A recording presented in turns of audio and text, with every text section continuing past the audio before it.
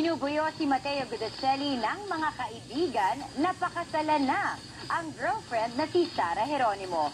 Ang reaksyon ni Mateo sa pagpapatrol ni Mario Dumawal. Patalbugan sa kanilang eksena ang mga bida ng Moron 5.2 sa tinagsang premiere ng kanilang pelikula kagabi. Kaming apat parang as if araw-araw kami nag-gym. Kasi parang kargo naman si Mateo eh. Kaya nga, yung pelikula namin isang mabigat na pelikula eh. Dahil sa kanya.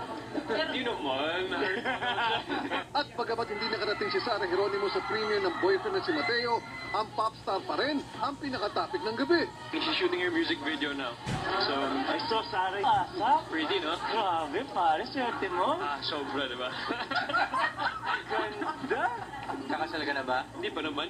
Hindi mo ikasal na ka. Parang tatay na tatay magkakatanong. Pero inaya